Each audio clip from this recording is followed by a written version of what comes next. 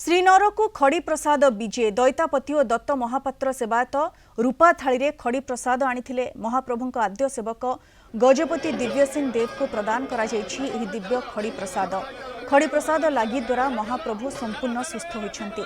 आज अनवसर चतुर्दशी तिथि रे दत्त महापात्र सेवायत द्वारा खड़ी प्रसाद विजय सह श्रीमंदिर में महाप्रभु बनक लगी नीति अनुष्ठित होती।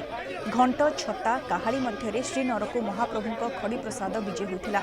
महाप्रभु को लगी होता खड़ी प्रसाद दैतापति और दत्त महापात्र सेवायत माने रूपा थाली आनी गजपति को अर्पण कर दत्त महापात्र सेवायत माने पारंपरिक रंग हिंगुल हरिताल केसर कस्तूरी रंग व्यवहार करी बनक लगी कार्य करिसेंती।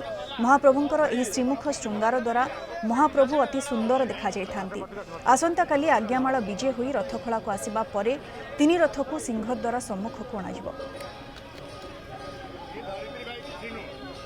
तृतीय दिन रे महाप्रभु खड़ी प्रसाद लगिया कथा महाप्रभु नीति विलम्ब हेतु चतुर्थ दिन करा जाई महाप्रभुंकर वर्तमान खड़ी प्रसाद रजानगर को आसिला।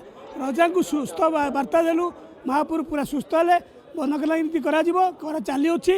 वर्तमान आउ किसी समय पर महाप्रभु नवजौवन दर्शन अड़सर घरे प्रभु को आकार करवा सी भावना छाड़ी निराकार को आकार करवा प्रभु शरण पशिक आम करवा कथा से घड़ी देह घसा जाए महाप्रभु पूरा सुस्थ होती।